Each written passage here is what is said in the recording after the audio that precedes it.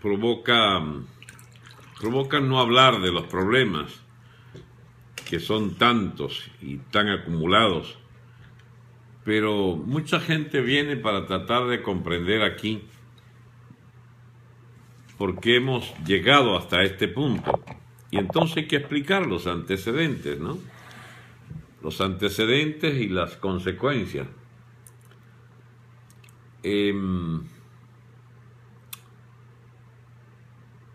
Ahí está el amigo Segarra Rondón. Saluda. Creo que es mujer Segarra. Anomia a todo, carencia de cualquier cosa. Así es. Aclárenos, doctor. ¿Qué puedo aclararle que ustedes no sepan, amigos? Supermemoria. Las mujeres con María Corina se hacen cada vez más fuertes. Este no es un problema para la sola María Corina. Este es todo un país que tiene que reaccionar. Yo, por supuesto, tengo la mejor opinión posible sobre sus cualidades y su liderazgo, pero no es un tema de un liderazgo X civil. Tenemos que, para empezar, comprometer las Fuerzas Armadas en la tarea más importante desde que existen, no sé, cuando la fundó Gómez hasta hoy, nunca habían confrontado una situación de mayor que les exija más sobre su calidad, pues, de guardianes de la existencia misma del Estado. Algún día se podrá, digamos, comprender con más exactitud lo que podríamos llamar una nueva teoría del Estado. No son cosas nuevas, pero se han ido deteriorando tanto los conceptos que es bueno como reponer de nuevo. Es decir, poner sobre sus bases, por primera vez para mucha gente, ¿qué es esto de vivir en un Estado? Y entonces podríamos entender que difícilmente, sin haber entendido hasta sus últimas consecuencias lo que significa, sin haber entendido lo que significa, por qué existe el Estado, para qué existe el Estado, cómo se mantiene el Estado, difícilmente pueda entonces entenderse dónde estamos y para dónde vamos como nación. Todos los países tienen, por supuesto, periodos políticos muy críticos, de ajustes de su existencia misma como nación. Pero todos tienen en común que esa nación existe sobre la base de haber edificado previamente un Estado o que deba fabricar o confeccionar, construir, digamos, institucionalizar un Estado. Es decir, una convivencia que jurídicamente se plasma sobre unas reglas determinadas. Nosotros vivimos bajo unas reglas hoy del Estado venezolano que ya no pueden ser confiables para la existencia misma de la nación. Y esto es algo muy serio, algo muy, muy serio, porque significa que estamos expuestos a una gravísima explosión de tipo histórico. ¿Qué significa esto? Bien, una explosión que tiene que ver con el hecho de si seguimos existiendo o no como país soberano. Vamos por parte. Todo Estado, toda nación, se edifica sobre lo que podríamos llamar una capa basal, es decir, lo que podrían llamar los antiguos marxistas la infraestructura.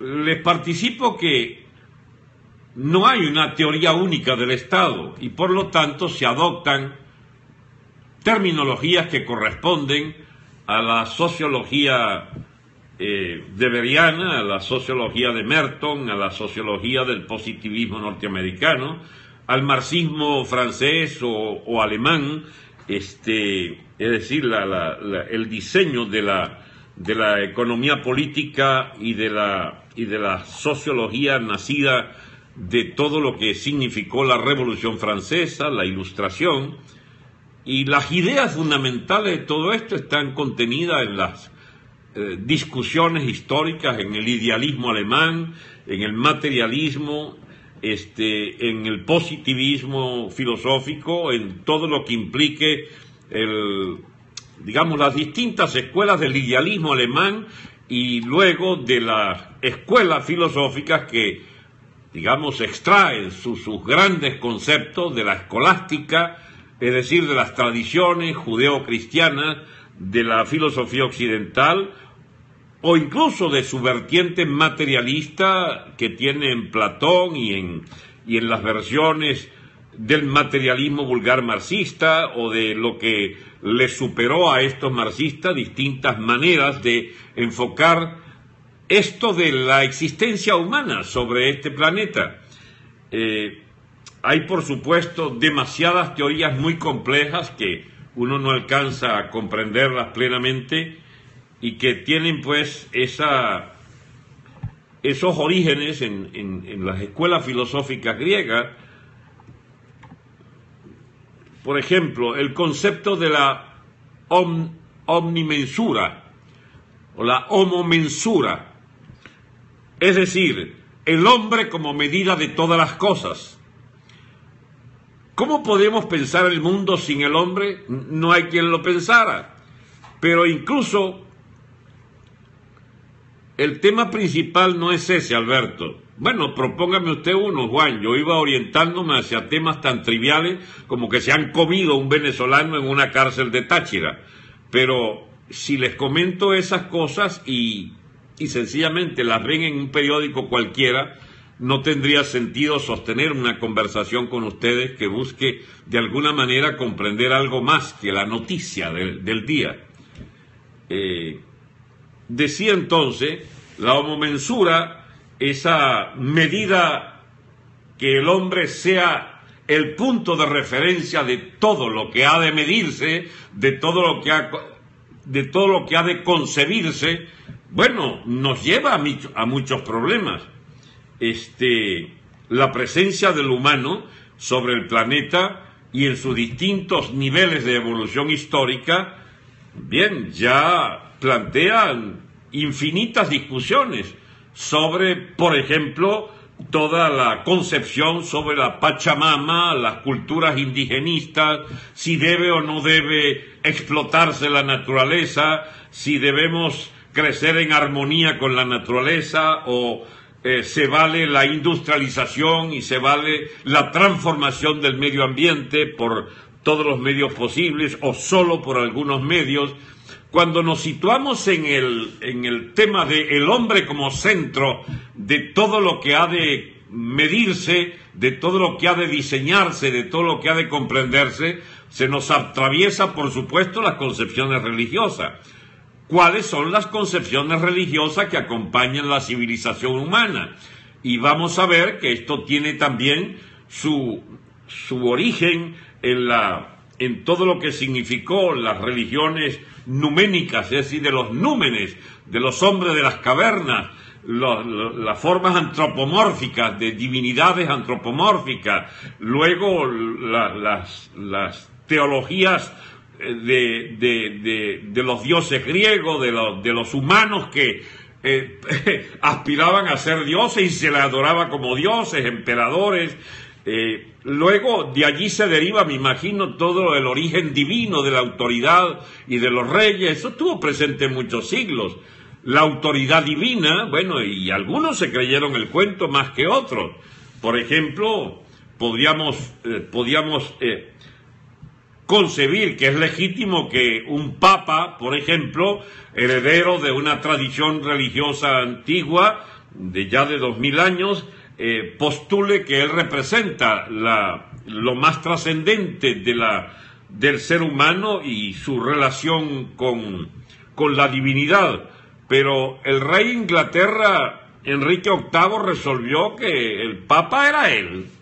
El Papa era él y separó la Iglesia de Inglaterra de la Iglesia romana, y de allí viene entonces, como corriente protestante anglicana, los señores de Inglaterra, han derivado en algo que, bueno, tuvo un desarrollo histórico específico, distinto al de España o al de Francia, y al alemán y al italiano, o sea, para tomar solo la referencia de esas naciones. Y vemos que el peso del catolicismo, tanto en Italia como en España, tuvo una gran repercusión. Y la Revolución Francesa, en ese país donde la divinidad de los reyes era moneda común por muchos siglos, terminó siendo, digamos, una nación extremadamente laica, y además con ribetes importantísimos de las concepciones laicas, laicistas, es decir, de no hacer primar para nada la religión en absolutamente nada. Y los alemanes, más bien de la vertiente austríaca, alemana, inglesa, es decir, los anglosajones y los germanos, bien muy dados a defender pues las posiciones de oposición al catolicismo de parte de los señores protestantes de Lutero, de Calvino, etcétera. Y entonces tenemos pues la Iglesia de Inglaterra más bien como heredera de ese protestantismo y de la Reforma, y tenemos a la España heredera de la Contrarreforma. Nosotros venimos de la España de la Contrarreforma. Los americanos y sus peregrinos y sus fundadores de las colonias iniciales vienen sobre todo de las persecuciones religiosas en Inglaterra, de las intolerancias inglesas, del sectarismo inglés, y sobre todo, bueno, de la herencia que significó la declaratoria de la ruptura de Inglaterra con Roma y el constituirse el rey de Inglaterra como papa de la religión de Estado, de la religión anglicana del Estado inglés, del Estado que después sería no solo colonialista, sino imperialista, y todas sus colonias fueron moldeadas pues bajo la autoridad no solo de aquel origen divino que le supusieron en los siglos del medioevo, sino un origen de el jefe terrenal de la Iglesia, de la trascendencia, de la relación de los hombres con Dios. Sencillamente el rey de Inglaterra se considera pues ese intermediario para los efectos pues de los súbditos ingleses y de lo que fueron las colonias de Inglaterra. Y la reina de Inglaterra es papisa, es decir, heredera de esto. Bien, los americanos se sacudieron rápidamente el yugo inglés de 1777 y fundaron la República Moderna, la primera de las grandes repúblicas. Los franceses, a su vez, 10 años después, montan su república laica, más bien cuasi atea o masónica, por lo menos, que se permite hasta hacer persecuciones religiosas, luego se reconcilian, etcétera. Y mientras tanto, España montó su propio modelo de desarrollo basado en el integrismo católico, es decir, en la fuerte presencia de la Iglesia Católica en sus instituciones, al punto de convertirse en tutoras casi del desarrollo español. ¿Por qué digo todas estas cosas? Bueno, porque los estados se hicieron no a la medida de un hombre genérico, es decir, como se discutió entre los griegos, la homomensura, el ser el hombre la medida de todas las cosas, fue evolucionando de acuerdo a las distintas culturas, a los imperios de los cuales somos herederos, y romano y español por nuestra parte, y los ingleses y los norteamericanos más bien descendientes de la concepción según la cual la religión tenía que confundirse con las instituciones del Estado de una manera distinta a como los estados pontificios por una época tuvieron la tentación de también ser estados integristas, pero hete allí que la Iglesia más bien fue por delegación de los imperios sucesores, en particular el español y el portugués, que se hicieron pues una Iglesia universal, una Iglesia heredera del Imperio Romano, que sí había tenido la Iglesia Católica como oficial. También el Imperio Español la tuvo como religión oficial, pero mediando siempre y muchas veces en conflicto con la propia figura del papado. Eso originó en España una sorda lucha, una lucha bastante compleja de ir a los detalles, entre el altar y el trono. O sea, hay contradicciones históricas entre la Iglesia y el Estado, donde cada vez que primó la Iglesia, el Estado español tomó determinada forma. Y cuando ya se divorciaron un poco, para ser casi como con la fecha, Dios mío, del 1900, por ejemplo, quiero decir, la Iglesia resolvió más bien buscar la manera de hacerse de unos espacios propios en la península ibérica y montó los fenómenos nacionalistas a ultranza vascos y catalán. La ETA de los vascos, ya un poco más tarde, pero basada en el nacionalismo y toda una cantidad de invenciones del tal Sabino Arana o de los digamos, catalanes que se acordaron que eran distintos a los españoles después de haber convivido con España, no sé, un milenio, que nunca hubo un reino catalán, sino parte integrante de los reinos de España. Bueno, se acordaron fue ahora cuando se independizó Cuba y entonces la burguesía catalana entró en bancarrota por el derrumbe del imperio, de las últimas posesiones del imperio español. Entonces resolvieron que ellos querían un destino propio y así se han mantenido echando vaina desde principios del siglo XX hasta hoy. Y eso fue parte también de esas contradicciones de la Iglesia con el Estado. Y subsisten esos problemas, ¿eh? Pues bien, en este orden de cosas en que los estados, de acuerdo a su sello original de que siendo el hombre la medida de todas las cosas, en la civilización occidental, desde los grecolatinos hasta hoy, desde Grecia, Roma y España hasta hoy, bueno, hubo esas dos grandes vertientes del Estado, de los estados tendiendo a ser estados laicos y de los estados tendiendo a ser también estados teocráticos, es decir, basados en la religión. Y el Estado inglés, aunque no les parezca nada usual escuchar estas cosas, el Estado inglés es un Estado teocrático. La reina de Inglaterra es la cabeza de la Iglesia de Inglaterra. De la misma manera como los chiitas han propuesto desde hace una cuarentena de años la evidencia de que los ayatolas son una casta dirigente especial, con una cosa muy rara. Yo no sé si ustedes saben que no existe el clero. No existe el clero.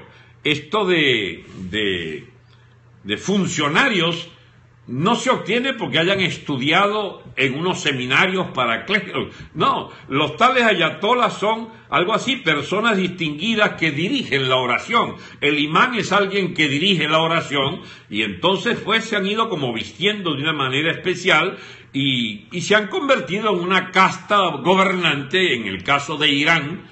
Y seguramente eso aspiran en todos los países que domine el islamismo radical, van tratando de tener una vestimenta y una segmentación social, es decir, la edificación de un cuerpo privilegiado que se supone tiene que darles el privilegio de ser ellos los que dirijan el Estado. Muy bien. Esto para adelantado irme al tema de que los estados, tales como fueron creados, tienen mucho que ver con los orígenes de dónde vienen cada uno de esos estados. La nación norteamericana tiene su origen en esa diversidad ideológica y religiosa y además el enorme peso de la separación radical de la Iglesia, de todas las iglesias. El Estado norteamericano es por definición un Estado laico, no dependiente de ninguna de las religiones, pero fue hecho por peregrinos y perseguidos religiosos en las guerras religiosas de Inglaterra, los excluidos de las religiones oficiales allá, de la religión oficial, y sobre todo la minoría, católica, escocesa y sobre todo irlandesa, que vinieron a parar a Norteamérica. Pero hubo también, además de las colonias propiamente católicas, por supuesto, hubo también las sectas protestantes del más diverso tipo, hasta incluso un subproducto allí originalísimo, que creo que es solo americano, de los mormones, porque fundaron su propia cosa allí, ¿no? Bien, y la medida de esa diversidad religiosa de los Estados Unidos puede quizás ser apreciada con una cifra. Hay más de 8.000 iglesias diferentes. 8.000 iglesias cristianas diferentes, mis amigos. Eso significa, y muchas de ellas, 5 o 6.000 están agrupadas en lo que se llama la Confederación de Iglesias del Sur. Es decir, sobre todo entre las comunidades de raza de color, de las comunidades negras afrodescendientes. Ahora bien, en América Latina fue distinta hasta hace mucho, cuando empieza la gran ofensiva de las sectas protestantes norteamericanas para tratar entonces de ganar un espacio a expensas de los católicos, que eran omnipresentes a partir del imperio español y portugués, que sencillamente fundaron pues toda nuestra lengua, civilización, educación y por supuesto espiritualidad y tradiciones culturales basadas en el catolicismo. ¿Por qué voy a todos estos temas aparentemente, ¿cómo se llama?, separados de nuestra cotidianidad? Pues no crea que estamos tan separados. La discusión de Venezuela es ¿qué tipo de Estado somos? Tenemos por lo menos algo claro. Los venezolanos, después de Guzmán Blanco, después de los dominios distintos, de los distintos tipos de masones descendientes de la, ¿cómo se llama?, de la Ilustración francesa, y toda esta playa de pensadores y de políticos que nos comprometían, nos unieron a las concepciones laicistas francesas, inglesas, las sectas, digamos, de la masonería tan omnipresente entre los libertadores, entre los oficiales patriotas, no solo en Venezuela, sino en toda América Latina. Las logias llamadas lautarinas tuvieron pues expresiones incluso tardías. Me imagino que en una de esas importantes también estuvo el señor Guzmán Blanco, que bueno, instituyó prácticamente, fue el que instituyó el culto a Bolívar, el culto a los héroes, porque hubo Chávez en el siglo XIX, uno de esos fue el tal Guzmán Blanco, que entonces generó una pelea brutal contra la iglesia, expulsó a los jesuitas, le incendiaron muchas iglesias a los sacerdotes y se separó la iglesia del Estado de una manera dramática al punto de ser perseguidos implacablemente, los jesuitas sobre todo. Pues bien, amigos, nunca más se le ocurrió a ningún gobernante plantear el tema de si deberíamos ser parte de unas formas de aquiescencias o de presencia dominante de la Iglesia Católica en la vida institucional, hasta que llegó el señor Chávez, que se emperró en pelear contra la Iglesia y en meter la santería cubana hasta por los poros de toda la sociedad venezolana, sin mayores logros. Eso es una adquisición de nuestro ethos cultural. No hay manera de hacer de los venezolanos un país de fanatismo religioso. Eso es importante, ¿saben? Porque esa es la ruina del Medio Oriente, una de las ruinas del Medio Oriente. No solo sus orígenes étnicos, multifacéticos, multirraciales, porque todo el mundo cree que los árabes son una gran nación unificada. No, chicos, no hay nada más disperso que los tales árabes, que tienen, no sé, 200, 300 tribus diferentes, que han peleado entre sí y han formado naciones absolutamente artificiales. Ya les explicaba algo de eso ayer, y que explica mucho de los actuales temas y líos del Medio Oriente, ¿no? Pero nosotros tuvimos una suerte inmensa de no ser parte de las rochelas estas de los sectarismos, porque hubo una religión de Estado, y nuestra religión católica del Estado español, y la colonización también se hizo en medio de fuertes trifulcas internas de la propia Iglesia española, donde Fray Bartolomé Las Casas, digamos que asumió la defensa de los indígenas, aunque con serias dificultades, contra los teólogos estos de Sepúlveda y factores de la naciente oligarquía terrateniente de los conquistadores españoles, que trataba de aplastar ese pensamiento de Fray Bartolomé Las Casas, y que, bueno, dejó la marca, pues, allí de la leyenda negra y la leyenda dorada, o uno de los aspectos de la leyenda negra y la leyenda dorada, pero que, digamos, definitivamente nos salvó a nosotros, uno, de no ser contrariamente a lo que predicó Chávez, no fuimos una nación donde los conquistadores y colonizadores exterminaron la población indígena.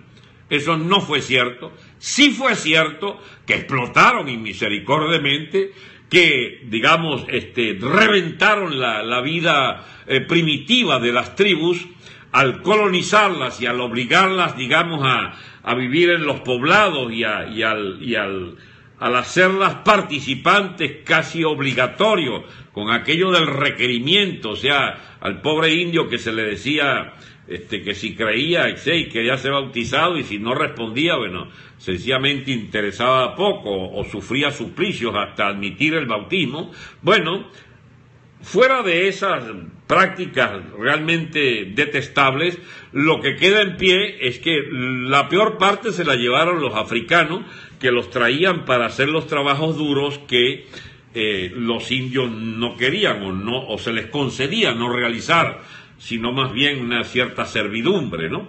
Y esto de la esclavitud también tiene sus bemoles, porque no era solo que los esclavos se les obligaba a trabajar porque fueran mucho más aptos para el trabajo que los indios. Eran tan, digamos, tan reticentes al trabajo explotado como pudieran ser los indios, pero los indios no eran mercancía, como sí lo fueron los pobres descendientes africanos, que, para ser justos, también en el juicio histórico, los principales esclavistas fueron tribus negras del centro de África, que eran las tribus negreras, negreros, que, digamos, capturaban tribus y pueblos enteros y se encargaban ellos mismos de llevarlos a la costa esclavizados y venderlos a los esclavistas blancos, portugueses, norteamericanos ya tempranamente, y también portugueses, sobre todo. Habían españoles, pero la mayoría eran ingleses, portugueses y norteamericanos.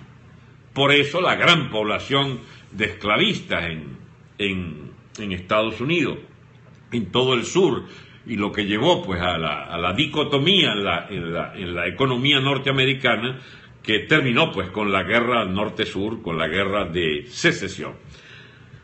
Bien, nuestra historia, que tiene ese eslabón de, digamos, de la temprana separación con la religión, que no somos un Estado integrista basado en la conformación de instituciones a partir de un dominio exclusivo de una religión sobre nuestro Estado, nos permitió a todos los países de América Latina, con distintos niveles, un peso diferente de la Iglesia en la conformación de esas instituciones.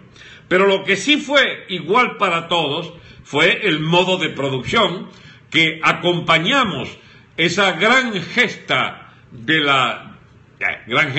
esa gesta del descubrimiento de América es grande vista a distancia, como un hito de la historia universal que cambia, porque la economía se hace mundial con el descubrimiento de América, y no ha parado, no ha cesado el capitalismo de crecer y de penetrar los más alejados intersticios de la vida civilizada en todas las naciones del orbe, desde que Colón y sobre todo Magallanes y Elcano hacen la circunvalación de la Tierra, y entonces incorporan hasta la lejana Filipina a ese famoso imperio de Carlos V, donde no se ponía el sol. Ese gran imperio español que se derrumba el siglo XVIII, bueno, ese imperio español, de allí venimos, y sencillamente la marca religiosa, por muy fuerte que haya sido, no conformó estados basados en la religión, y ni nuestros gobernantes, tempranamente influenciados por ideologías laicas o semiateas o agnósticas, como la de los masones estos, de los libertadores y de varios presidentes del siglo XIX, dice que los adecos también, que eran masones al principio, determinó entonces este origen histórico de instituciones estatales, más bien inspiradas en el modelo norteamericano o en el modelo francés. Es decir, si algo hubo de copia de la institucionalidad estatal venezolana, la hubo fue de la Revolución Francesa y de la Revolución Norteamericana. Eran los modelos del siglo XIX y todavía estamos, digamos, rampando en esta institucionalidad que tiene esas marcas de origen, no las peores, pero tampoco las mejores, porque hay muchas cosas que nunca fueron resueltas y siguen sin estar resueltas. Entre ellas, el peso de una tutela militar de las instituciones de la llamada sociedad civil. Bien, esa tutela militar de la sociedad civil, de las instituciones civiles, ha sido una marca importante en todos los países de América Latina. La que más se zafó de esa tutela fue la sociedad mexicana, pero es que hubo una revolución que prácticamente duró 25 o 30 años, desde el 810 pasando hasta los gobiernos contra la llamada contrarrevolución cristera del 27-30, más el nacionalismo ultranza de Lázaro Cárdenas el año 38, que es la primera gran nacionalización, las propias guerras hasta de Villa, en 1914-15, que Estados Unidos, comprometido en la guerra mundial, no pudo parar las relativas victorias de la reconquista de la soberanía mexicana contra Estados Unidos, que en cierto sentido lideró Villa y Zapata. Toda esa historia mexicana que creció, distinguiéndose o parando la influencia norteamericana sobre su propio país, determinó que las Fuerzas Armadas estuvieran fuertemente marcadas en ese país por una cercanía muy inmediata con el recuerdo histórico de que más de una vez la Fuerza Armada Mexicana las hacía estallar el pueblo en armas, sobre todo desde la experiencia de Villa y de Zapata. Y esto determinó que todavía hoy, 70, 80 años después, no hay golpe de Estado en México, no hay golpe de Estado en México. Por lo menos las presiones militares se han limitado a unas prácticas bastante simuladas.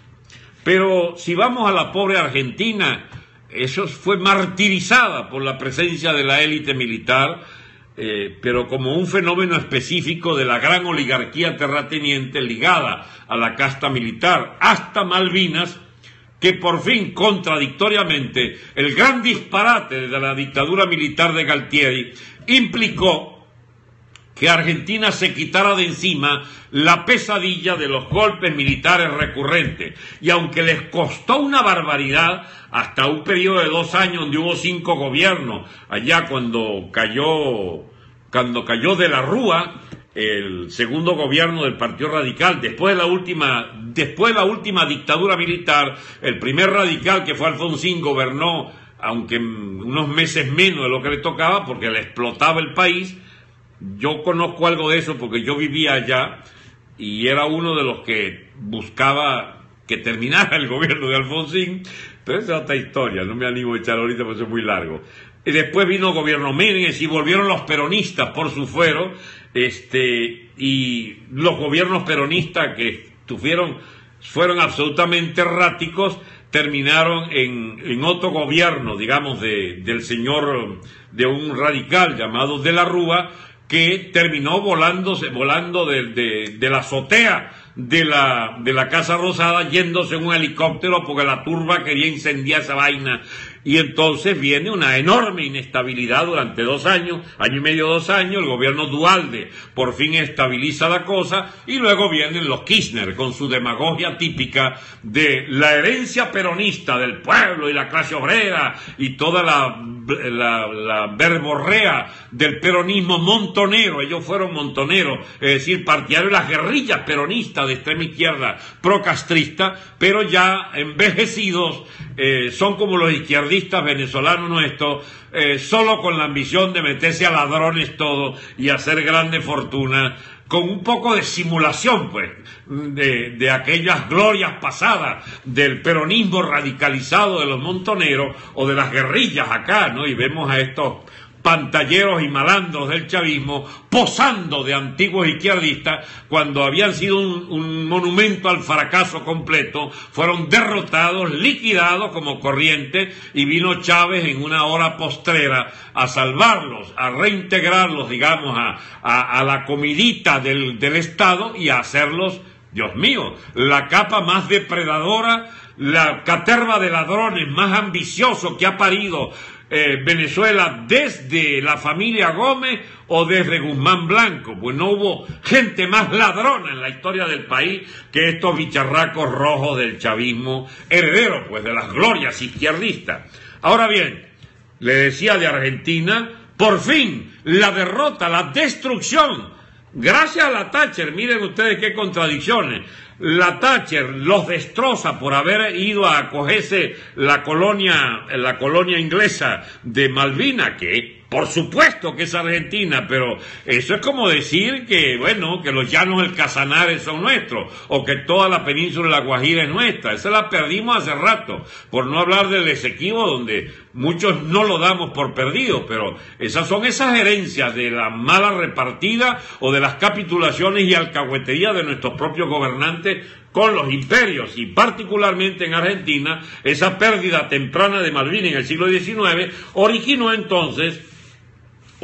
esta guerra de Galtieri, y su derrota aplastante determinó la explosión y el arrumamiento, digamos, de la segregación del ejército como una fuerza que ya no podrá seguir imponiendo sus férreas dictaduras con su tendal de muertos, de desaparecidos y de dominio de esa oligarquía voraz de la llamada patria financiera argentina, que siempre buscaron la manera de dominar para sencillamente mantener el país en la ruina, mientras el negocio de la agroexportación hacía toda esa casta de grandes terratenientes y de grandes, digamos, exportadores de carne y de cereales, la propia oligarquía, pero tradicionalísima, propia de estos países de América Latina, con la diferencia de que siendo los dueños de la Pampa Argentina, uno de los territorios más fértiles del mundo, si no el más fértil, ha determinado que desde el siglo XIX, del año 870, 880, ser de la oligarquía argentina equivalía a tener tu propia mansión en la avenida Foch, en los Champs-Élysées, en los Campos Elíseos allá de Francia, y bueno, y pasar la mitad del año pues disfrutando con tu familia las maravillas pues de la vida en la France, en la cultivada París. Algo parecido, pero quitándole lo de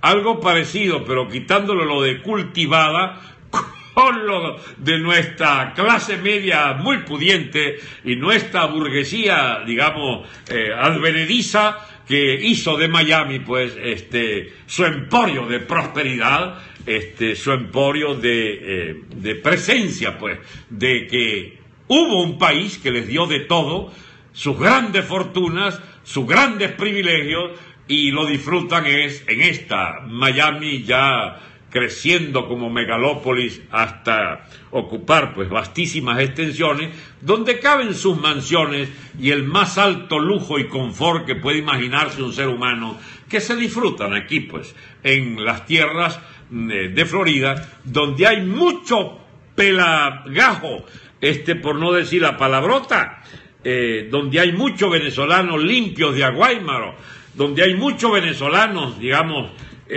sin $100 en la cartera, o mucho menos, y donde hay muchos que tienen pues millones y millones de dólares. Sobre todo, en los últimos 30, 40 años ya habían 80, 100 mil, 120 mil millones de dólares traídos de Venezuela y depositados en la banca de Florida hasta que llegó el chavismo.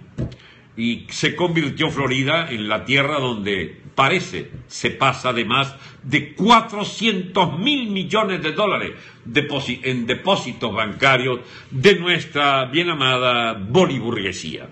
Bueno, mis amigos, ¿a dónde va esta historia? Que es un poco un vuelo rasante de múltiples aspectos. Bueno, vamos a este tema de que la tutela militar de nuestras instituciones civiles se presentó en la hora crítica cada vez que fue necesario la irrupción de ese segmento que equilibra las luchas político-sociales, que, digamos, repone la existencia misma del Estado amenazado de estallido y disolución. Henos aquí, frente a una coyuntura en Venezuela, donde los militares, así no quieran, tendrán que meterse a decidir lo que va a ocurrir en este país en las próximas semanas. ¿Por qué? Bueno, porque hasta Capriles se puso guapo. Eso es un signo absolutamente determinante de que vamos a un enorme lío. Vamos a un enorme lío. Si hasta Capriles está llamando, digamos, a la gran jornada de la reposición del revocatorio que los chavistas no quieren, si Chuo ya nos adelanta que hay que hacer unas jornadas de enfrentar, pues, los poderes allí, los poderes nacionales allí donde están, hay que ir hasta ellos. Bueno, mis amigos, eso son palabras mayores, ¿saben? Palabras mayores. El que diga eso tiene que saber qué está diciendo. En el caso de Capriles, creo que también el de Chuo, andan buscando que reaccione, según ellos, un sector del gobierno, dice Capriles, un sector del gobierno que debe comprender, porque él sabe que quieren ceder, pero que hay otro sector que no solo no quiere ceder, sino que quiere la confrontación. Me imagino que cuando nos convocan entonces a la calle a confrontar es contra una solución que haga irreversible que eliminan el revocatorio. Bueno, y eso se supone que era hoy. No han dicho nada. ¿Saben qué pienso? Si es que no pasó mientras yo hablaba aquí, las decisiones del del Tribunal Supremo. Lo que yo creo que pasó es que el gobierno espera ver lo que sucede mañana. Porque mañana, en un ejercicio muy raro de exhibición de músculo, se va a hacer una especie de ensayo del 26. ¿Y cómo es eso? Bueno, que en 5.000 sitios distintos, como si fueran las colas de los bicentenarios o de los supermercados, habría en 5.500 sitios una movilización de los venezolanos exigiendo que cuidado si quitan el revocatorio. Bueno, eso no sé en qué va a pasar, sinceramente, porque han ideado una manera tan rara de presionar que se supone que más que presionar al gobierno, lo que quieren es como responderle a la gente que algo hay que hacer. Y entonces se les ha ocurrido que ensayen cómo hacer la cola del 26.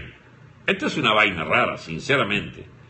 Entonces, si tú vas mañana a uno de los 5.500 sitios de concentración, ya se supone no solo que sabe dónde es, sino que vas a volver el 26 porque ese día sí se vale hacer la firma. Porque mañana no hay firma. Mañana es presencia física en 5.500 sitios. Bueno, yo no creo que sea una mamadera de gallo esto, pero se parece mucho. Porque ¿a quién puede presionarse? Que el gobierno vea que hay una disponibilidad de la gente.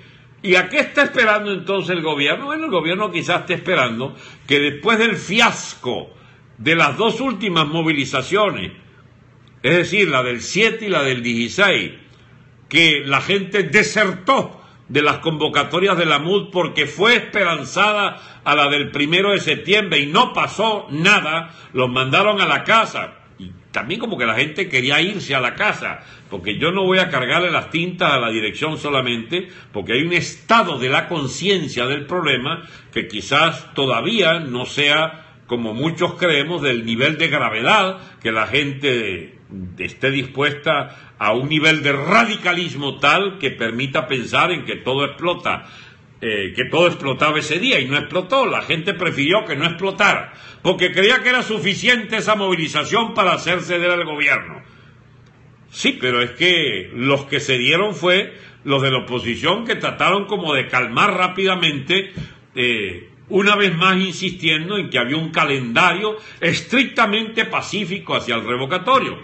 Y entonces el gobierno los esperó en la bajadita. El 7 no pasó nada y el 16 tampoco pasó nada. Y están esperando el 12, me da la impresión. El gobierno está esperando el día de mañana para estudiar si realmente la MUD tiene una fuerza importante. Pero la MUD difícilmente pueda exhibir mañana un gran músculo subversivo que, digamos, arrincone al gobierno o lo haga presa de pánico, porque la gente va a 5.500 sitios distintos, a menos que yo haya entendido totalmente fuera de foco. ¿Será así? Eso es lo que yo le oía a Chuo, que había que ir a los 5.500 sitios donde se va a hacer la firma del 26. Bueno, mis amigos, el gobierno se juega a Rosalinda. El gobierno está, digamos, admitiendo que están muy mal. Parece que resolvieron echar el resto. Para mí que apuestan a que nuestra dirección sencillamente se va a chorrear. Y no va a ser lo que dicen que van a hacer, porque yo esas manifestaciones contra los centros de poder, como saben, tengo por norma no andar agitando nada, porque yo no estoy allá como para andar agitando, porque debería ser, digamos, de mi propio riesgo también meterme en el agite, y como yo estoy, como dijera el otro, sin derecho a opinar porque vivo afuera, entonces, bueno, me acojo al precepto caprilero de no andar agitando porque no puedo agitar porque vivo en el exterior. Ok, pero puedo hablar, yo tengo que hablar, yo puedo hablar, debo hablar, y puedo también analizar, y puedo, ¿cómo se llama?, proponer cosas. Por supuesto que no las puedo hacer yo, pero puedo orientar gente que me hace caso. Por ejemplo, puedo sencillamente abrir un espacio a la idea de que quizás estemos llegando por fin al momento crucial en que se acabaron las excusas, en que la MUD ya no puede seguir insistiendo en las vías electorales, por la sencilla razón de que el gobierno no admite la vía electoral, para nada. Entonces la verdadera diferencia en la MUD puede estar en las próximas semanas, cuando el gobierno, eliminando el bendito revocatorio que no los deja dormir, propone las elecciones a gobernadores. ¿Qué van a hacer entonces los señores de la MUD? Que como no se dio el revocatorio, también estarían contra la participación en las elecciones a gobernadores.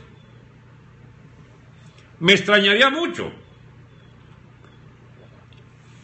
pero es realmente muy probable que más bien digan, no nos dieron el revocatorio, pero no le vamos a dar los espacios. Y entonces sobren los candidatos allá, para eso les encanta, para ver quién le pone la mano a esos esmirriados presupuestos regionales y locales, para ver cómo se ponen donde haya algo. Y sin embargo, mis amigos, todo dependerá de la madurez del pueblo, de ese famoso entelequia llamada el pueblo, porque, no sé, tienen derecho a apedrearme verbalmente, pero eso del pueblo yo cada vez lo entiendo menos, porque el pueblo por definición es heterogéneo, el pueblo generalmente se equivoca, el pueblo es una entelequia político-cultural, una noción ideológica profundamente confundida, su conciencia es desarticulada, maniobrada, dirigible a cualquier destino, y si bien es cierto, en la Constitución reza, en el artículo 5, que la soberanía reside en el pueblo, quien la ejerce a través de las autoridades que designe, etcétera, y que esas autoridades se han vuelto piratas, se han vuelto enemigas del pueblo y de la soberanía del pueblo, que debe recabar esa soberanía para decirle: se van al cipote, todos ustedes gobernantes de pacotilla. ¿Será verdad que el pueblo lo dirige? Ya sabemos que no es el chavismo, porque hay que tener cara dura para seguir diciendo como los chavistas: el pueblo que está con nosotros. Pues ya va, es que el pueblo no está con ustedes, eso es una verdad elemental. Pero ¿está el pueblo con la MUD? Bueno, mire, dio una muestra importante el 1 de septiembre de que una parte importante estaba con la MUD. Pero es que al día siguiente amaneció mucha gente caliente con la MUD, y la MUD los volvió a convocar el 6 y el 16 y no fueron. Entonces el pueblo como que anda un poco confundido. Y Capri le dice entonces y Chuo, que ahora el pueblo va a reclamar su derecho al revocatorio y va a marchar sobre la sede de los poderes. La sede de los poderes. ¿Y qué van a decir los chavistas? ¿Que no pasan a la sede de los poderes? ¿O fue una ronca que echó Chuo y se va a echar para atrás rapidito? ¿O sencillamente estaríamos entonces en la inminencia de unos choques de masas contra masas? Porque los chavistas van a proteger, con los chavistas malandrines y armados, etcétera, van a hacer respetar los lugares donde se exhibe el poder del pueblo de ellos. Y se supone que nuestros dirigentes van a desalojarles de esas rutas para movilizarnos a la sede del poder, pero ¿con cuál consigna? Porque mientras no digan fuera Maduro, si siguen con la cantaleta del revocatorio, bueno, mis amigos, eso como que ya está agotado. La gente no creo que vuelva a grandes jornadas para el revocatorio. Creo que la gente sí estaría dispuesta si se le convoca para expulsar el gobierno, que es una cosa distinta a la ruta electoral. La gente como que está esperando que por fin se sacudan las telarañas y el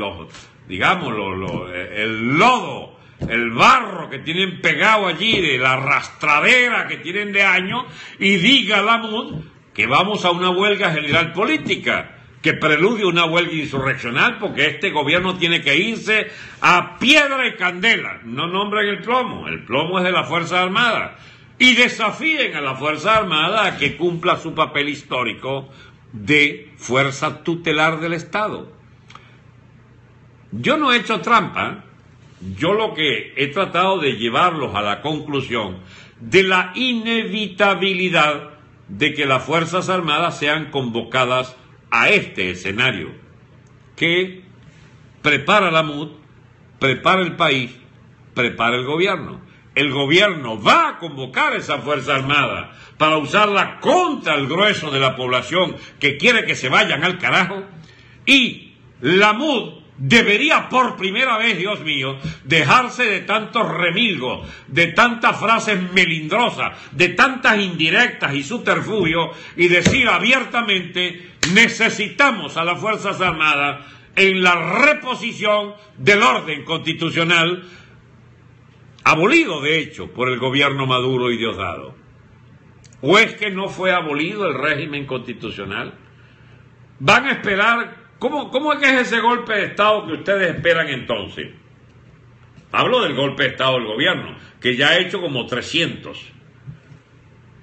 Hoy está aboliendo, mañana abolió la Asamblea Nacional. Le quitaron todas las atribuciones. Es decir, el único órgano legítimo que tenían los venezolanos, expresión de la Constitución, del orden constitucional ese, que por retaseado que fuera y que funcionaba allí en el Capitolio, unos señores que representaban la inmensa mayoría de los venezolanos, y ahora sencillamente el gobierno quiere jugar bolas con la cabeza de esos tipos. Ahí tienen rodeado el hemiciclo y más de un ampón chavista andará buscando para darle unos carajazos al primero que salga ahí. Me imagino que están esperando a Julio Borges para volver a poner los cachetes o los pómulos un poco inflados, porque les encanta el puchimbol, agarrar al pobre Julio Borges de puchimbol. Yo no estoy incitando la violencia contra los dirigentes de la MUD, como pudiera decir algún tarado. Estoy diciendo que los chavistas son unos comegentes, los chavistas estos del gobierno, los esbirros, los sicarios del gobierno, pueden hacer tropelías, mira, que hagan entrar a Venezuela en una situación rara y nueva, en eso de rodear el Palacio Legislativo. Porque si la MUD y la Asamblea llaman a defender ese poder, mire qué buena idea. Sería esa la gran idea para movilizar al país, que todavía quiere que las cosas se arreglen con una vigencia del esfuerzo democrático de lo que significa ¿cómo se llama? La Asamblea Nacional. Han tardado 9 meses, eso sí, para llamar a la defensa de la Asamblea. Quizás ya sea demasiado tarde. Es la duda que me asalta, chico. Si ya la MUD no perdió toda autoridad para pedir que el país se sacrifique por esa Asamblea Nacional. Porque es que tienen 9 meses, casi 10. 10 meses tienen ya. No, 9 meses. 9 meses cumplidos. Del 5 de enero, 5 de octubre. Tienen 9 meses cumplidos para haber llamado a la defensa de la Asamblea. No lo hicieron. Dejaron disminuir cada una de las atribuciones. Los anularon. Han quedado para los muchachos. Para, ¿cómo se llama? En lugar de jugar en los estadios pelota AAA, están en pelota sabanera. Y entonces, ¿qué vamos a hacer?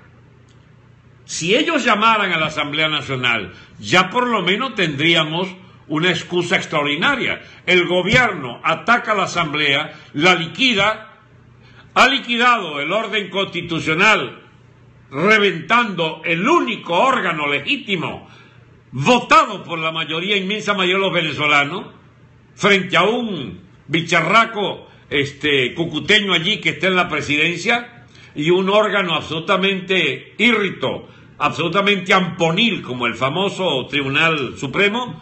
Y entonces las Fuerzas Armadas tendrían que escoger si defienden o no defienden la Asamblea Nacional, órgano del Estado venezolano. Entonces los amponcillos estos que dirigen la cúpula militar, como que les está llegando el momento en tener que decidir también. La política se puso interesante, mis amigos, porque la cúpula militar tiene que decidir para qué lado va. Y las bases militares tienen que decidir si siguen o no siguen el camino de la cúpula corrupta, hipercorrupta de las Fuerzas Armadas. La comunidad internacional ya es un secreto a voces que aceptan que el chavismo debe ser desalojado por las Fuerzas Armadas. Así lo disimulen, así digan cosas muy como entreveras y raras, etc. Están convencidos, a nombre de la comunidad internacional, que esta gente tiene que ser echada a patada. La MUD se empeña en que, en Capriles en particular, en que hay que forzar que el ala del gobierno que quiere hacer el revocatorio, ellos van a lograr que esa ala no mate el revocatorio. Tienen varios días con ese tema. Los datos que tiene Capriles es que entonces un ala del gobierno sí acepta el revocatorio. Y Henry nos explicaba ayer desde Altamira, mucho más claro que siempre, porque no se le puede quitar que habla claro en muchos aspectos para poder, digamos, ocultar lo que le interese.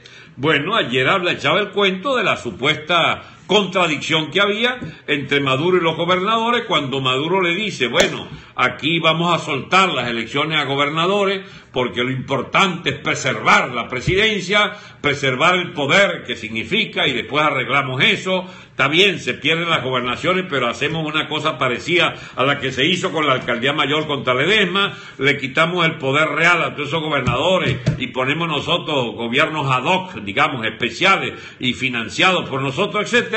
Y los gobernadores dijeron, no, que va, no señor, no señor, usted no va a pagar con nosotros aquí, si nos van a cortar el pescuezo, nos lo cortan a todos. Dice Henry que dijeron los gobernadores.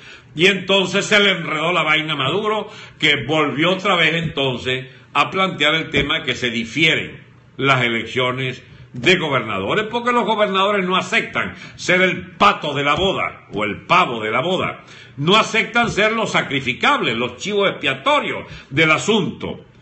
Entonces todo vuelve al statu quo ante. El revocatorio es exigido, el gobierno no lo acepta, ¿cómo se llama? Y también Diosdado, que aspira a ser el sucesor de Maduro, necesita que ese revocatorio se lo manden para febrero o marzo, como están dispuestos siempre a ceder, pero que no es obligante, digamos, para que salga el régimen del ¿cómo se llama?, del panorama, porque sale solo el presidente, pero queda el régimen, y Diosdado, electo vicepresidente, puede ser el presidente. Esa gente se va a agarrar al poder como a un clavo caliente, porque es un poder delincuencial, es un poder amponil, es un poder que se juega la vida en mantener sus fortunas y sobre todo su impunidad, porque ellos, si quieren negociar en el futuro, quieren negociar hasta sus exilios y el cuidado de su fortuna. ¿A dónde van a ir a dar con sus huesos? ¿Y qué gobierno los protege? De ahí que quieran meter hasta el Papa en las negociaciones. Y bien, amigos, ¿acepta el papado ser una parte de una negociación que implique salvaguardar los intereses de una casta de malandros que están hasta aquí en crímenes de lesa humanidad y en habernos dejado un país totalmente destruido? Vaya usted a saber.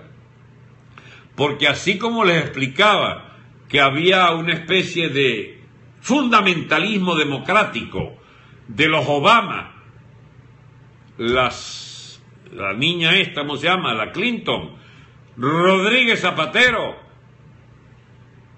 hasta el propio Papa, seamos sinceros, pero que tenían la alcahuetería cubana, los Capriles, la MUD,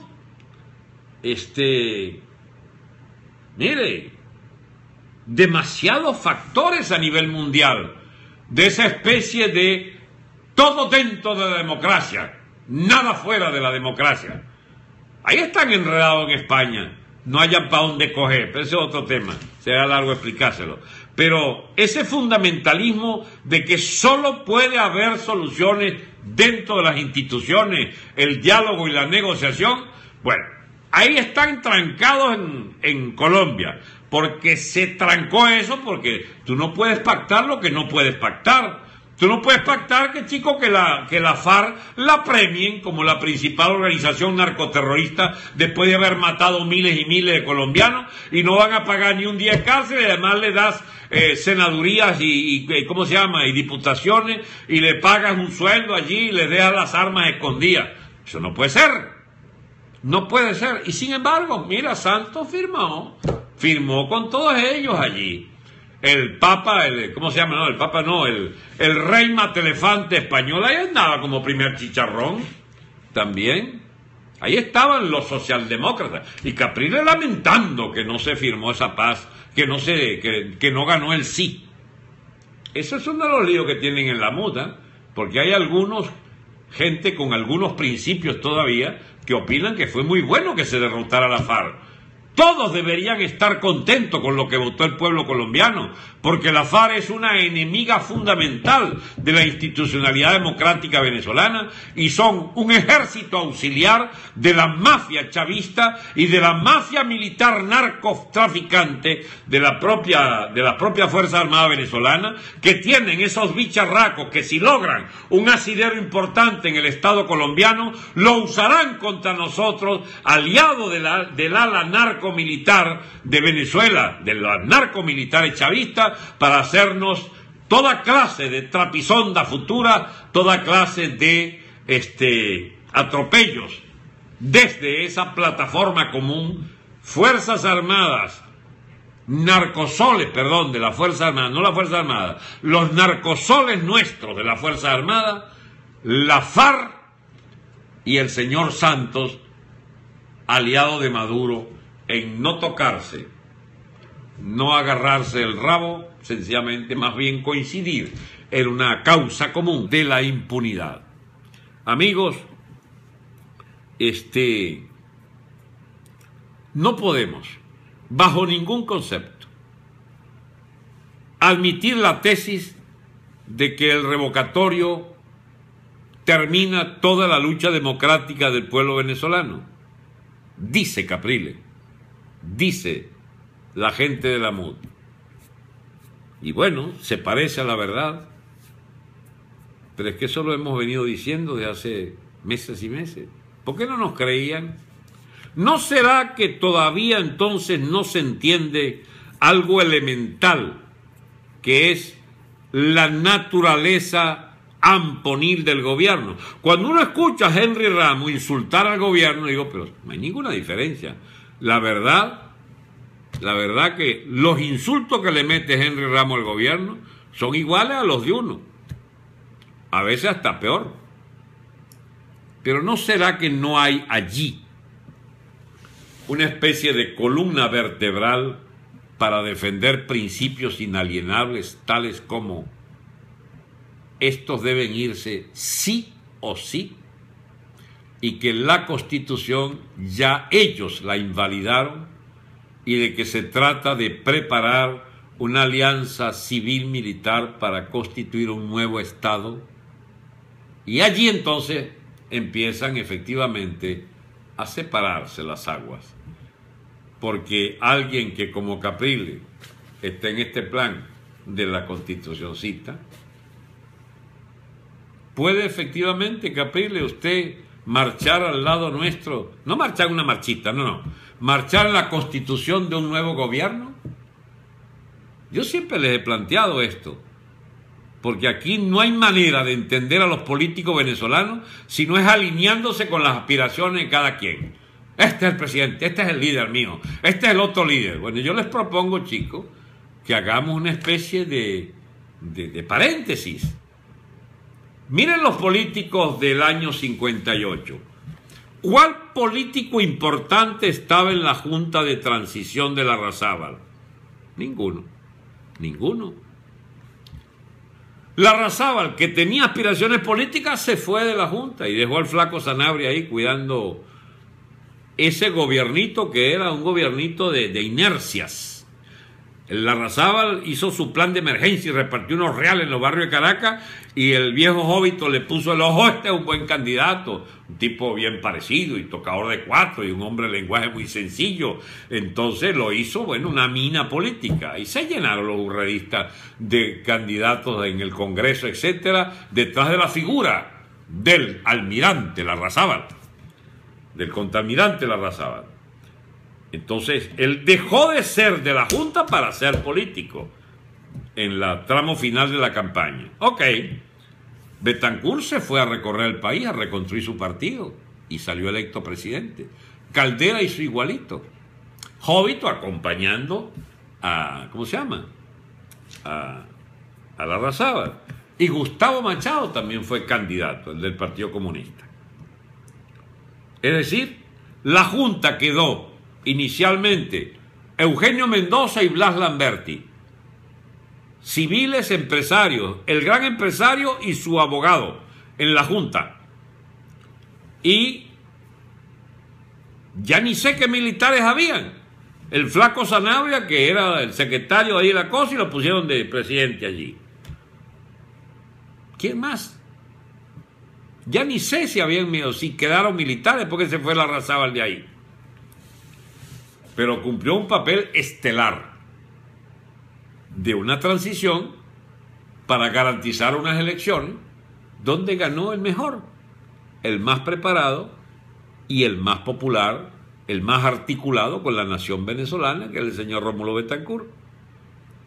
A ver, señores, candidatos, todos ustedes de la MUD, ¿por qué se niegan ustedes a aceptar que esto debe pasar por un gobierno de transición? Hoy hubo la mala pata de que Henry está hablando en el, ¿cómo se llama?, en el Periscope, y entonces, y dice, y eso que anda por ahí de un gobierno de transición, y ¡pam!, se cortó la vaina. Dios mío, pero era lo único interesante que quizás iba a decir, no lo pudo decir, porque sencillamente se cortó la comunicación en esto de qué es lo que quieren hacer los políticos.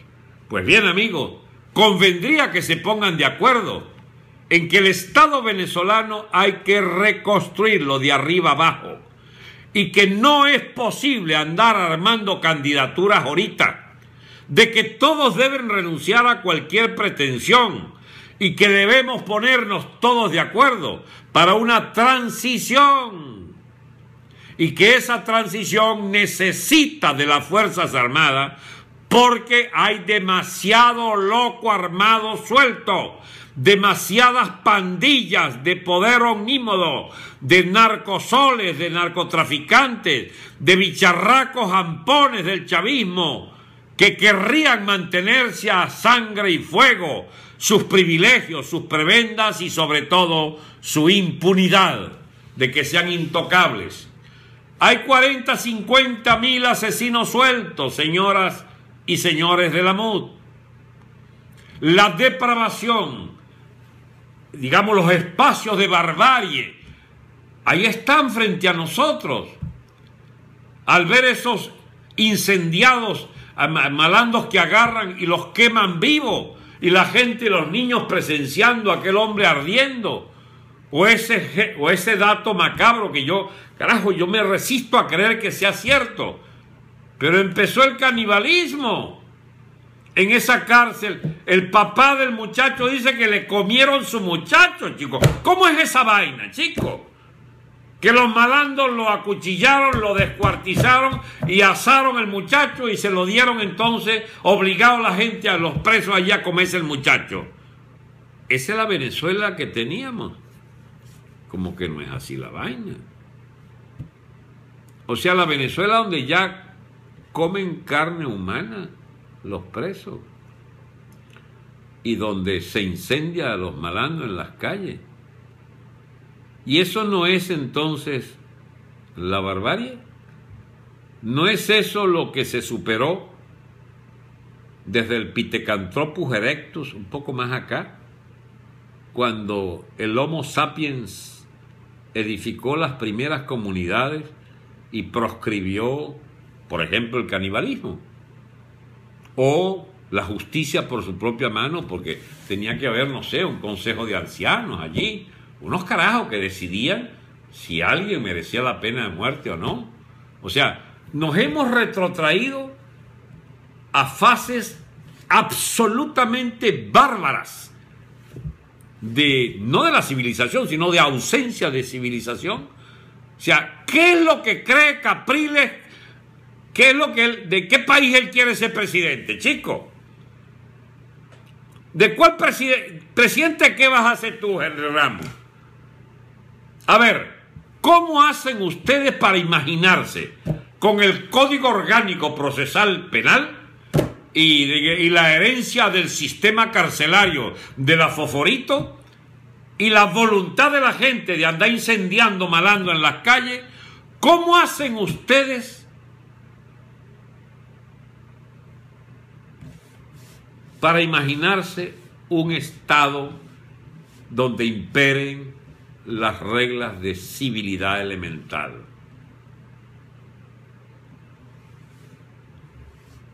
Por ejemplo, ¿están ustedes dispuestos afirmar que no se puede comer gente,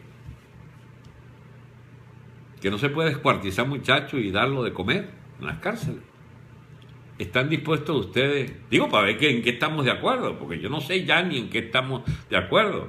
¿Están ustedes de acuerdo en que no debe incendiarse la gente, prenderle candela y poner a los niños a ver al hombre cómo agarra y cómo huele a carne chamuscada el malandro, ahí en Barcelona, en los yaques?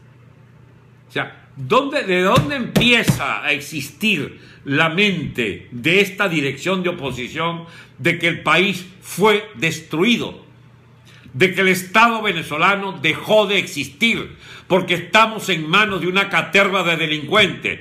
A ver, padrino, piazo de sinvergüenza, ¿tú no vas a entender entonces que tu casta de oficiales malandros y narcotraficantes es los responsables principales, con el partido de gobierno de Diosdado y de Maduro, los responsables de un país donde ya se come presos asados y se incendian a los malandros en las calles de los barrios? ¿Qué es lo que tú esperas, chico? Renuncia a esa vaina, chico.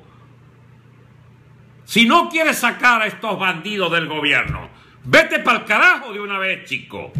Consulta allí a la oficialidad militar. ¿O qué vas a hacer? Ah, ya entendí. Ustedes aspiran a que ustedes pueden, no sé en cuánto tiempo, con los operativos del CLAT y los operativos del general Okumu y el general Quinchoncho y del general Arroz, del general Aliños y sobre todo de las OLP del señor Reverol, matando a diestra y siniestra. A ver, ¿cuál es la diferencia entre matar incendiado y matar en una comisión que llega y raspa tirios y troyanos en el 23 de enero? ¿Hubo juicio a estos tipos? ¿O es que ya no se usan los juicios? O sea, se elimina la justicia ordinaria y se pasa a una justicia expeditiva que dependen del comandante de la OLP, designado por Reverol, que resuelve rasparse 18 o 20 tipos en 24 horas en el 23 de enero. ¿Esa es la justicia que ustedes aspiran a mantener a flote, señores de la Fuerza Armada? Aquí hay algo que no se entiende, y es la inconsciencia de nuestra élite económica, de nuestra élite política. Señores banqueros, ¿cuántos billones más quieren defender? ¿Cuál rapiña de dólares quieren todavía, valga la redundancia, rapiñar? Señores de las Fuerzas Armadas, ¿cuánta más cocaína necesitan colocar y vender? ¿Cuántos más atropellos y fortunas quieren evadir? ¿Cuántos más dólares de Cadivi los quieren para ustedes o sus sustitutos? Señor, ¿cómo se llama? El presidente del Banco Central. ¿Cuántas queridas más le vas a mandar poner teta, chico?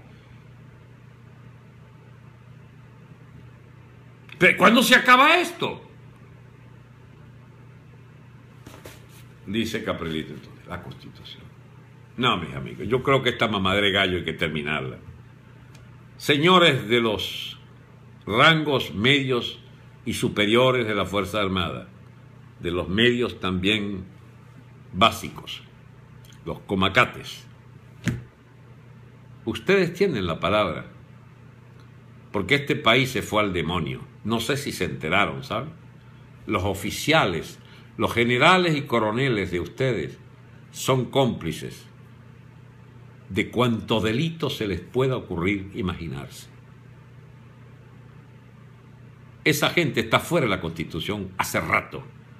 Y los politiqueros criminales que defienden en el poder, hay que echarlos a patadas del poder. Y los politiqueros que desde la MUD nos tienen en esta mariquera hace 17 años y medio, no tienen derecho moral a dirigir este país. Pero bueno, al fin y al cabo, si la gente quiere votar por ellos, tendrán por lo menos el derecho a que voten por ello. Pero con reglas claras, con reglas transparentes, con una nueva constitución que hay que elaborar, porque hay que romper con esta constitución. Por eso se necesita una nueva constituyente, porque hay que rehacer el Estado.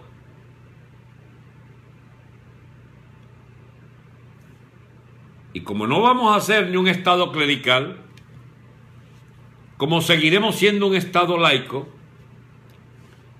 como no podemos ser un Estado de una costra de narcosoles, de narcotraficantes y de ladrones de oficio, que es el Estado actual, entonces la palabra debe tenerla el tal pueblo.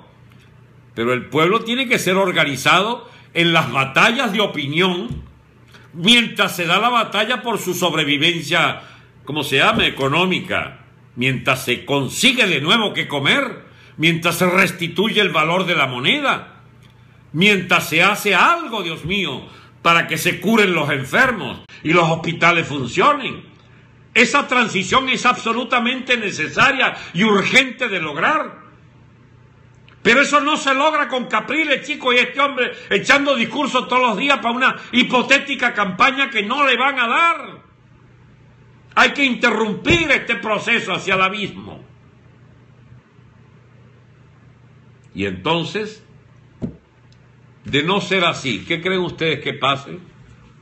Yo no estoy aquí para, ¿cómo se llama? Aquella famosa fábula griega de Casandra. Yo no estoy aquí de Casandra, para decir lo peor que puede venir. Pero ustedes tienen, señores oficiales de la Fuerza Armada, una maldición gitana encima.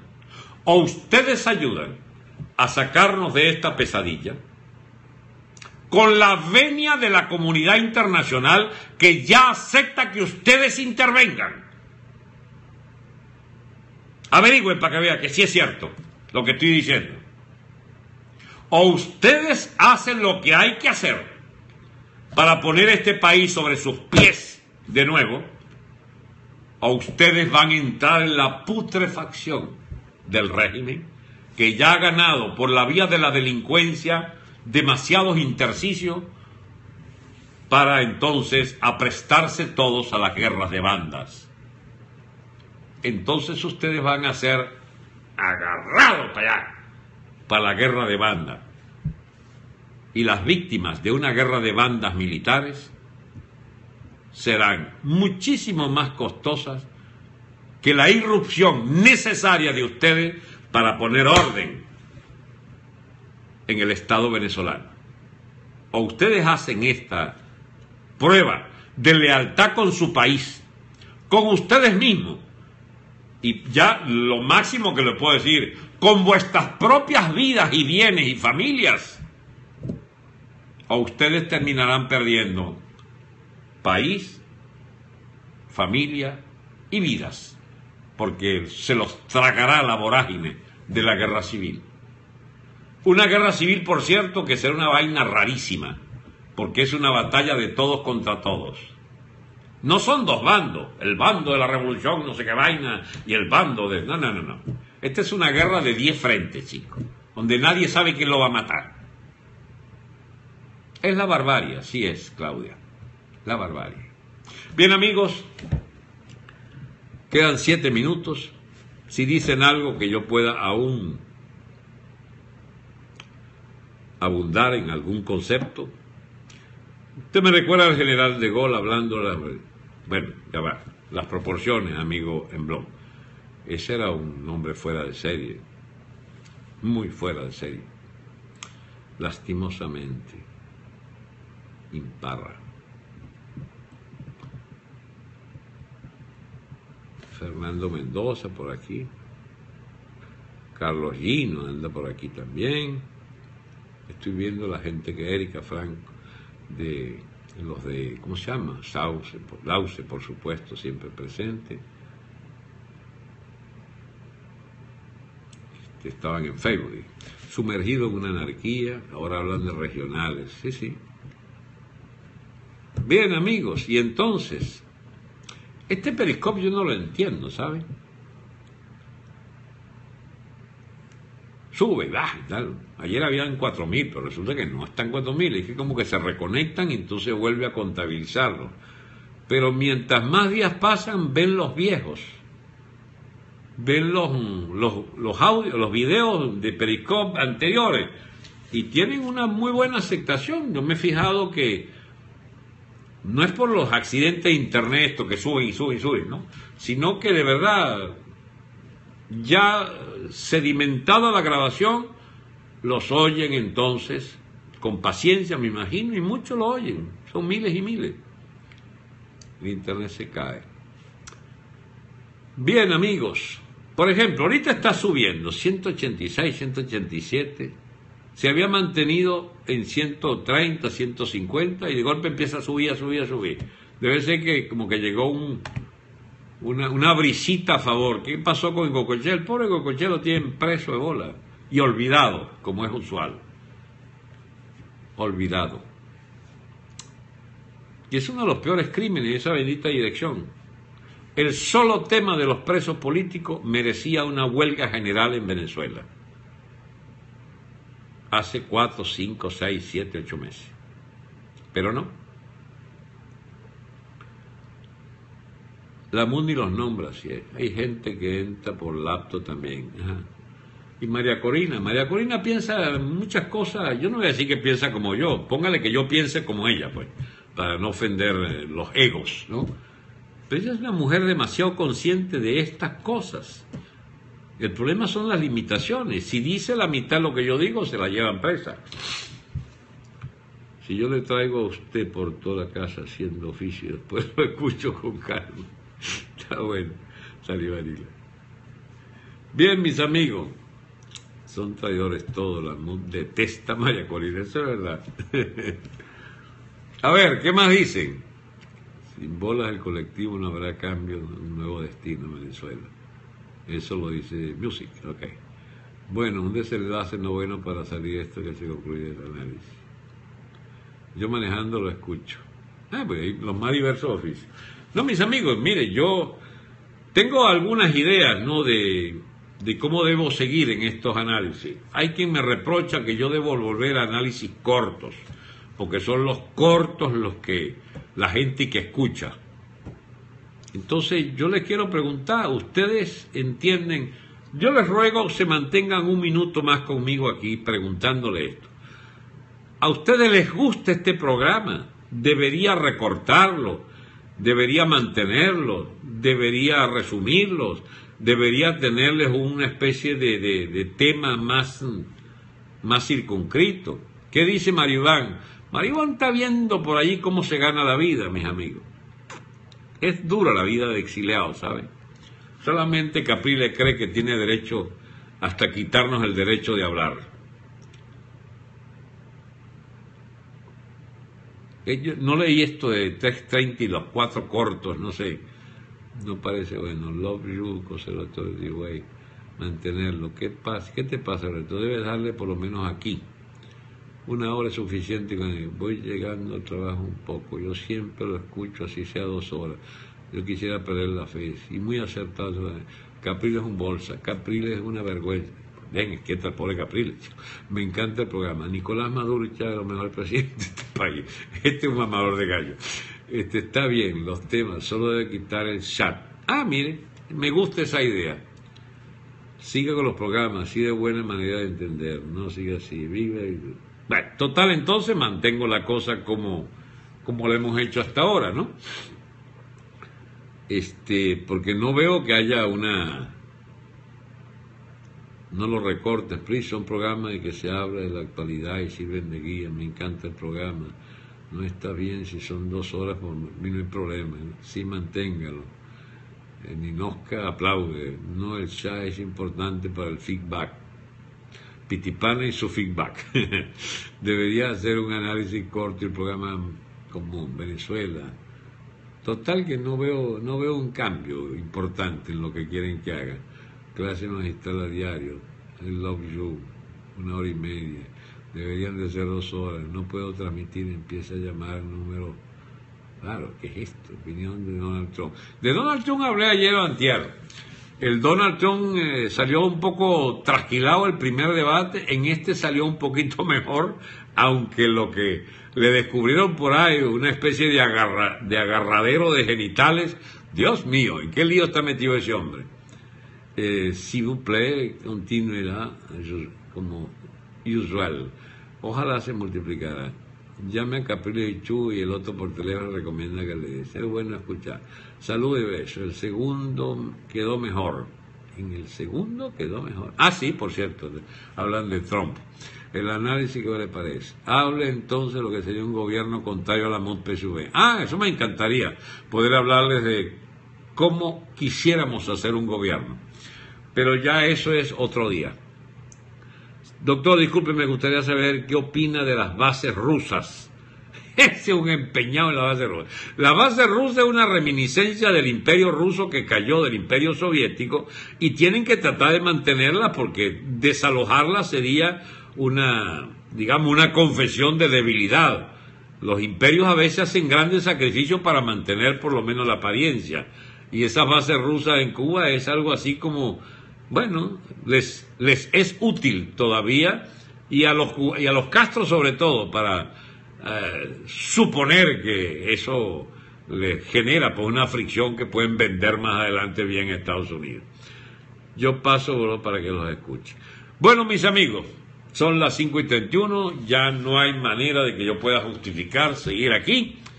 Yo pudiera hablar de otras cosas, pero me he propuesto no pasar de la hora y media. Hasta mañana. Yo también extraño a Leoceni, el pobre.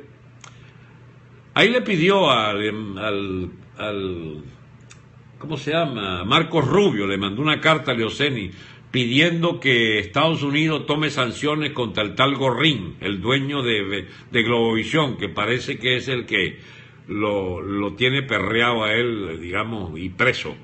Porque eso se mueve a punta de millones, las represalias contra el señor contra el Leoceni, ¿no? Bien, amigos. Marlene comentó tu publicación. Ah, no, comentó la publicación de Domingo Alberto Rangel. Ese es Facebook. Bueno, hora y media es poco, pero es muy difícil también mantenerlos más tiempo a ustedes. Será hasta mañana, mis amigos. Adiós la gente de Facebook, adiós la gente de YouTube y adiós la gente de Periscope.